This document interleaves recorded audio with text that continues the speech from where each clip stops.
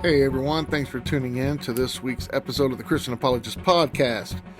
If this is your first time joining us, or if you've joined us many times, and if you have not gone to our social media platforms such as Instagram or Facebook or YouTube, I ask you to please go to those things, subscribe to them. If it's on YouTube, please like, share, and comment. And if you're listening to this on Apple Podcasts, I ask that you give us a 5-star rating. And if you will leave us a comment, it just helps us to get notified more so that our word and our podcast can get out there to more people. And with all that aside, let's dive into this week's episode of the podcast. Today I want to talk about miracles. You know, do miracles still actually happen? I mean, the entire Bible is full of miraculous events. Miracles are actually recorded from the very beginning of Genesis to the last book of Revelation. The miracles, though, of the Bible weren't done randomly or done without purpose. And here's what I mean, is that the miracles in the Bible happened that happened by God himself or through a prophet or a messenger of God. That's how the miracles happened. See, and when someone was giving a new revelation from God, miracles were a way to confirm that revelation. See, what happened is God needed a way to get people's attention and get them to listen to the person revealing the revelation and to know that it was actually from God. Nobody, and I mean nobody, would have listened to any of these people in the Bible if they weren't able to perform some type of a miracle that could actually confirm that the revelation given to them was from God. I mean, even the miracles performed by Jesus were done as a way to reveal himself as God or the Son of God, but only 4 types of miracles were actually done through Jesus' life. Do you know what they are? The first miracle was being that he was sinless. I mean, let's face it, that is a miracle. None of us are sinless. He was the only one that is sinless, so that is a miracle. Second, he healed the sick. Third, he controlled the weather. He controlled the environment.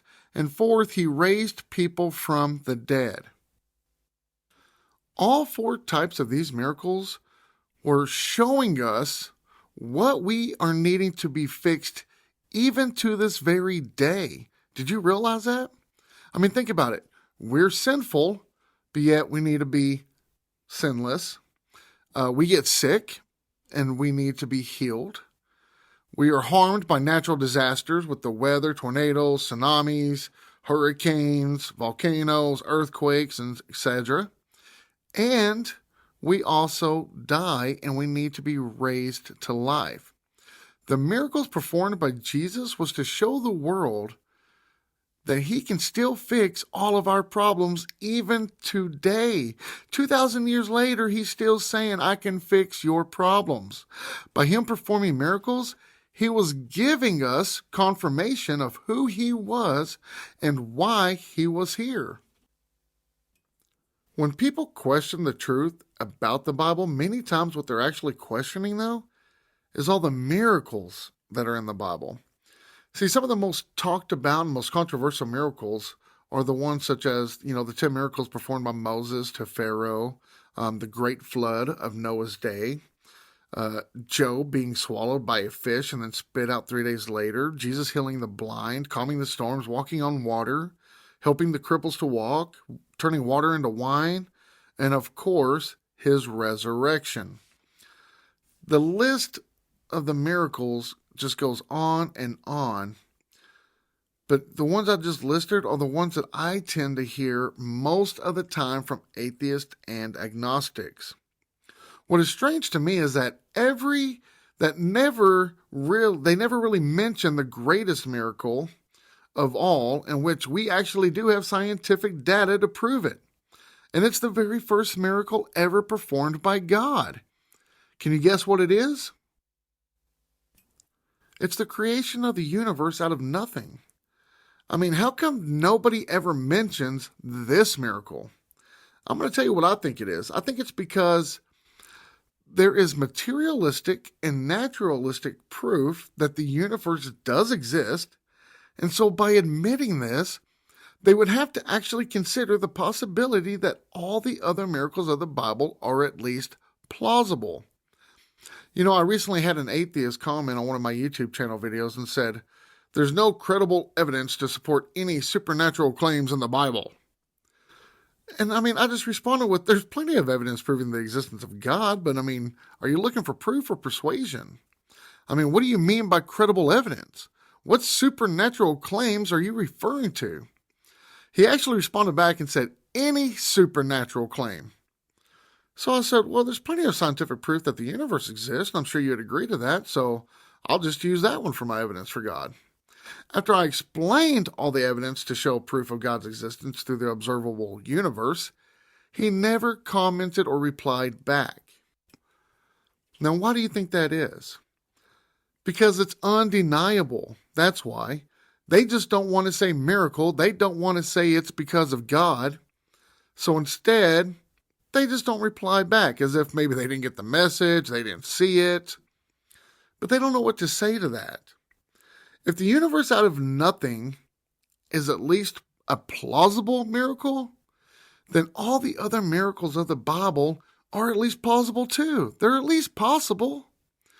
Most of the miracles of the Bible were seen not by just one or two people. Some of them were, but most of them were seen by many people, like crowds of people that were gathered around Jesus. The eyewitness accounts of these miracles, they cannot be dismissed. They cannot be discarded as if they just never happened, because many of the eyewitnesses weren't even followers of Jesus, such as the centurions that were present at the crucifixion. These men helped crucify Jesus, and after he gave up his spirit, the curtain was torn, there was complete darkness for 3 hours, and there was a great earthquake, according to Matthew 27. What reason would they have to lie? They don't have one. They wouldn't want to admit that they just hung the Son of God. They even said, one of them even said, surely he was the Son of God. He came to realize it because of the miracles that had happened after Jesus had died. See, scientists use science to look for causes. They are looking for some kind of natural or scientific phenomenon that has to obey the laws of nature or physics or math or logic to come up with a conclusion to why an event actually happened. But they reject the idea of miracles because, for one, miracles don't obey the laws of the world, and also, they probably have never seen one. And if they did, they didn't recognize it as a miracle. With that kind of mindset, they are concluding that if something goes against all known laws or it only happens once, it cannot be true. Do you see a problem with this? One, yeah, that's kind of the point of a miracle. If miracles happened all the time in front of us, such as waters parting so people could drive through them or dead people constantly rising, it wouldn't be considered much of a miracle anymore, and Jesus' resurrection wouldn't have confirmed who he was, and it wouldn't seem like it was that big of a deal. Miracles must be rare to be able to gain our attention. But many things break the known laws and are sometimes only happen once, and they still don't call them false. Like what? Well, anytime you toss a ball into the air, you're breaking the law of gravity. Think about it. I know it's a simple, reason I'm just giving you, but it's still breaking the laws of gravity. And also, today, for instance, it only happens once. We don't call today yesterday or today tomorrow. They don't consider today to be a miracle, and it only happened once. The Big Bang only happened once, and scientists don't have a problem with that. We don't call it the Big Bang, Bang, Bang, Bang theory. It was done only one time. With the same logic scientists are using, then I guess we can say that the Big Bang only happened once, and it must not have ever happened. I guess it just never happened. Since it only happened once, well, we can't really prove that, which we can. But I guess it's just not true that the Big Bang happened because it only happened once. How much sense does that make? It makes no logical sense whatsoever. I was once talking to someone about the miracles of the Bible, and they said, how is it, if miracles are only from your God, that other religions who worship different gods also have miracles? Wouldn't that prove that there is more than one true God? Now, I'm going to be completely honest here. I haven't placed the majority of my time, energy, and effort into studying. I have placed the majority of my time, energy, and effort into the studying of Christianity. Not because I'm blinded by the fact of other religions existing, but through my research of the evidence for Christianity, I've discovered it provides enough proof to me that Christianity is the one true religion, and God, Yahweh, is the one true God, and Jesus is the Son of God. Now, I've studied other religions as well, but not to the extent of studying each miracle that they claim. Those miracles need to be studied on a case-to-case basis. Christianity and miracles, honestly, it's pretty much a package deal.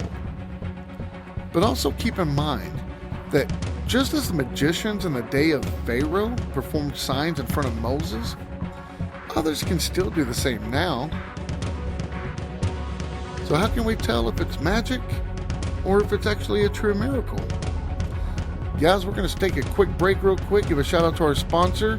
When we come back, we're going to talk about, is it magic or is it a miracle when God performs things, when Jesus performs things, and when the disciples performed miracles. And we're going to dive into that, we're going to get into that, and we're going to decide on how we can tell the difference between magic and miracles, coming right up. See you in 2 minutes. Hey, welcome back. Thanks for staying with us for the second half of the Christian Apologist podcast, where we're talking about miracles, if they still happen. And before we left, we were talking about how can we tell if it's magic or if it's an actual miracle from God. See, we look to the Bible and we see that all the miracles performed were done to confirm a revelation from God. If you accept Christianity, then you have to accept that miracles did at least occur. Now, why is that? Because the universe exists and Jesus rose back to life. If you don't believe Jesus rose back to life, you're not a Christian. That's as simple as that. If Jesus didn't raise from the dead, then Christianity is false. So why doesn't God still do miracles today? Well, if the main point of a miracle was to give confirmation about a revelation, maybe miracles aren't happening anymore because God has no more revelation to reveal. Since the Bible's complete, there isn't any need for miracles anymore. God has revealed all he needs to reveal.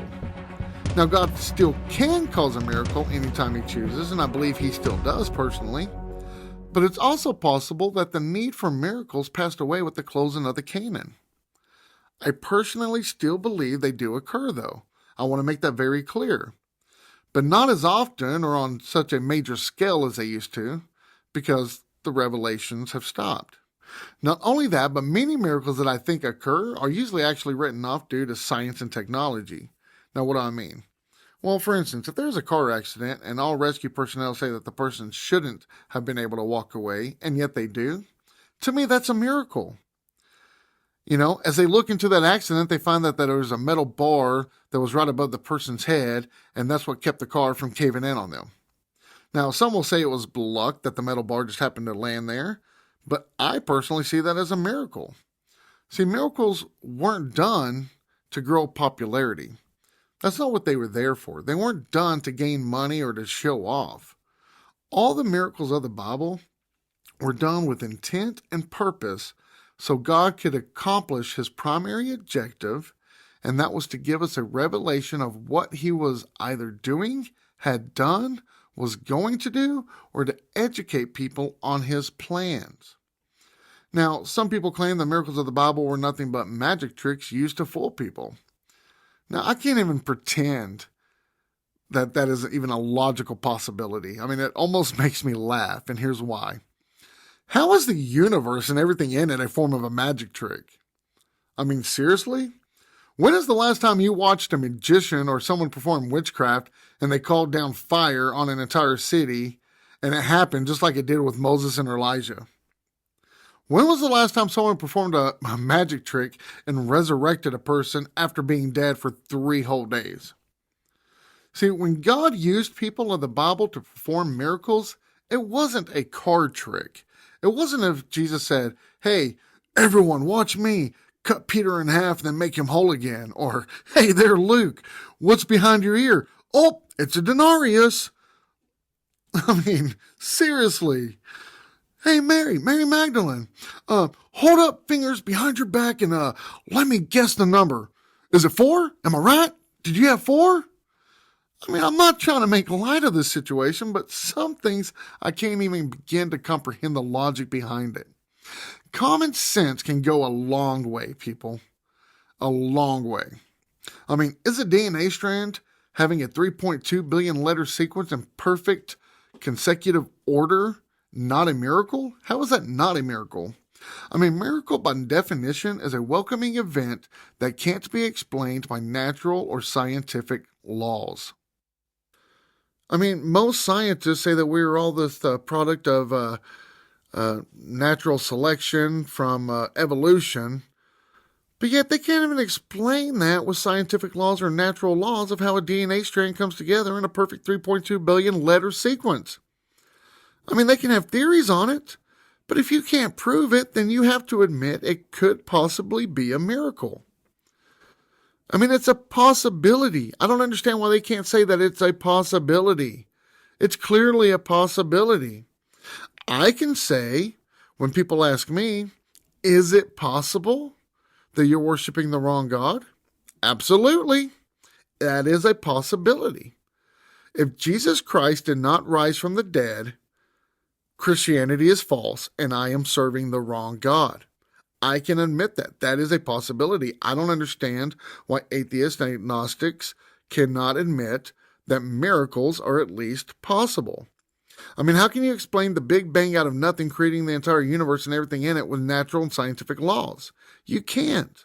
Once again, theories of how this happened doesn't account for how it happened.